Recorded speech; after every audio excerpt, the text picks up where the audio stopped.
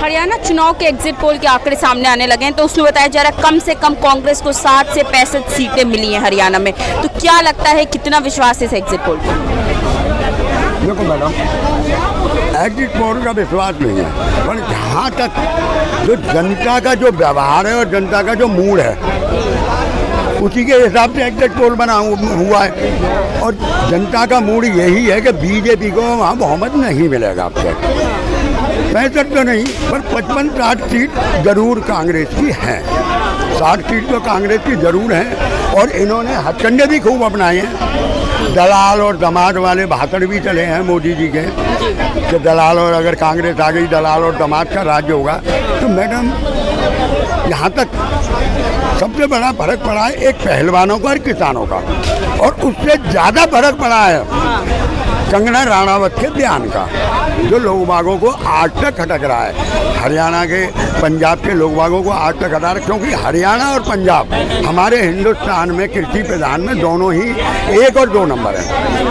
पंजाब पहले नंबर पे और हरियाणा दूसरे नंबर पे। 80% हमारे ज़रूरतों को, खाने की चीज़ों को हरियाणा और पंजाबी पे वो करता है। और हरियाणा और पंजाब की जनता पे कंगना राणावत के बयान से बहुत फर्क पड़ा है। जो कंगना राणावत ने उन्हें बलात्कारी बताया, लाशें लटक रही थी, यहाँ ये होता था, ये बयान है ना मोदी जी को ले डूबेगा। और मोदी जी पता नहीं, पिछली इस इलेक्शन से पहले तो मोदी की गारंटी, मोदी की गारंटी, आज मैं किसी भी भाषण में मोदी जी की गारंटी नहीं सुन रहा। एनडीए सरकार है, मोदी सरकार नहीं है। और अगर ये देखो मैडम, गलती हर सरकार से होती है। 53 साल कांग्रेस ने राज्य किया तो कुछ गलती उससे ऐसी हुई जो जनता ने हटा दिया, और वही गलती एक बार नहीं 10 बार मोदी जी दोहराते जा रहे हैं। ऐसे ऐसे बयान इनके नेताओं के आते हैं, उन पे तो इन्हें सस्पेंड कर देना चाहिए, पार्टी से निकाल देना चाहिए अगर पार्टी बचानी है। और समस्या क्या है, मोदी जी भी बैसाखी की सहारे हैं, इसलिए एक्शन नहीं ले सकते। अच्छा, मोदी जी ने इस बार भी हरियाणा के चुनाव के दौरान वादा किया था कि 2 लाख रोजगार देंगे, तो इस बार क्या जनता उनके गारंटियों पर विश्वास करते हुए नजर नहीं आई, अगर एग्जिट पोल के अनुसार चला जाए तो?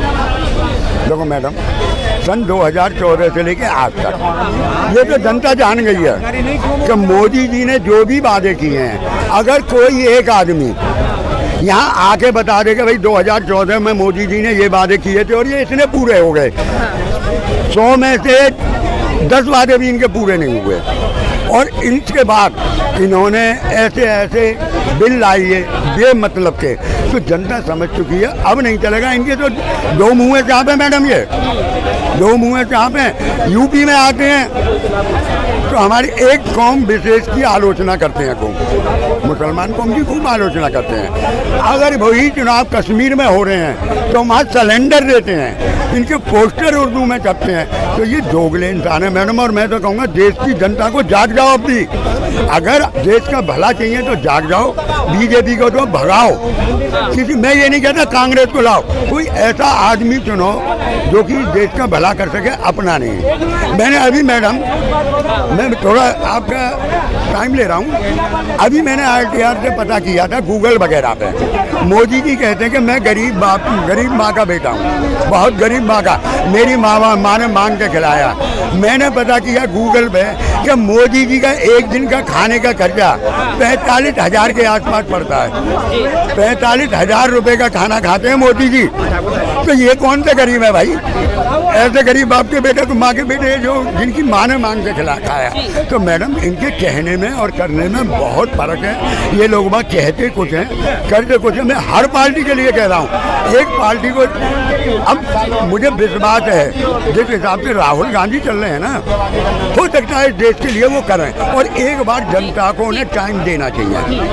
क्या कहना है कि हरियाणा चुनाव के एग्जिट पोल के आंकड़े सामने आ गए हैं, बोला जा रहा है कांग्रेस को 60 से 65 सीटें मिल सकती है, क्या कहना है, कितना भरोसा है जनता?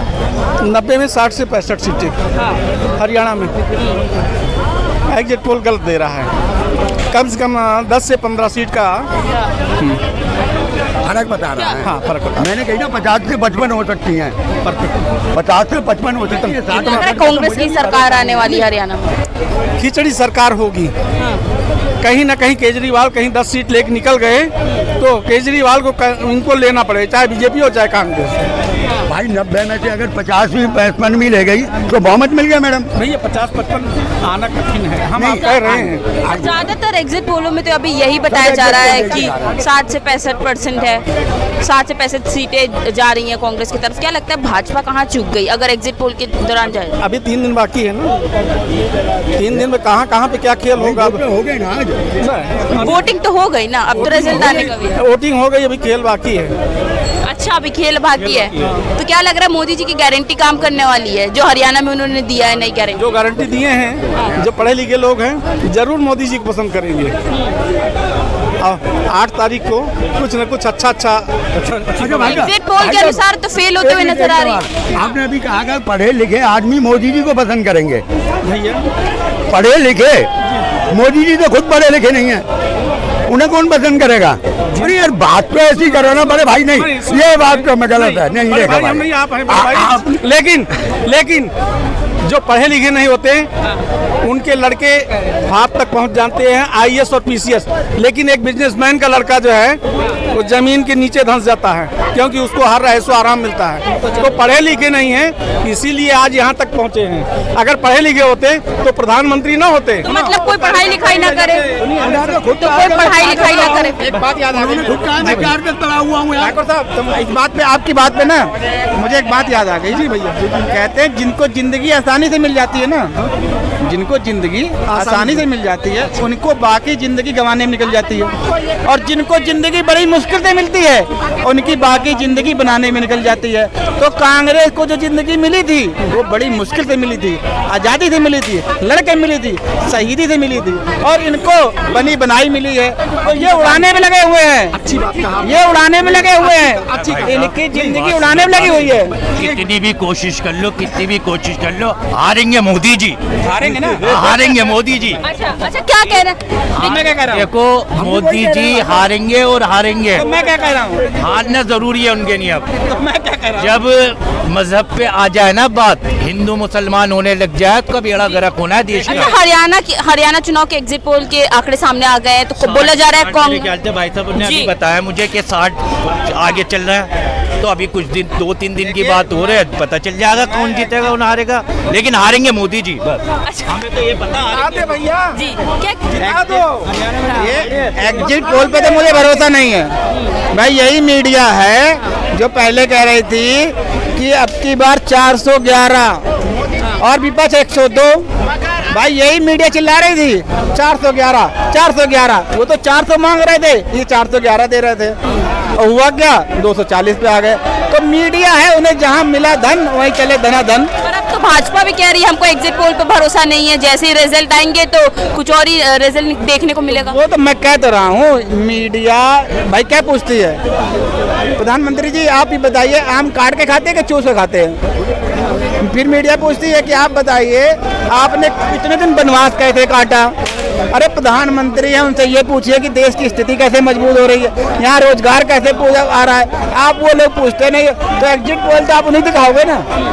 लेकिन मोदी जी को पूरा भरोसा है इस बार। हरियाणा कह रहे हैं कि 10 साल काम किया है, जनता देख के वोट देने वाली है।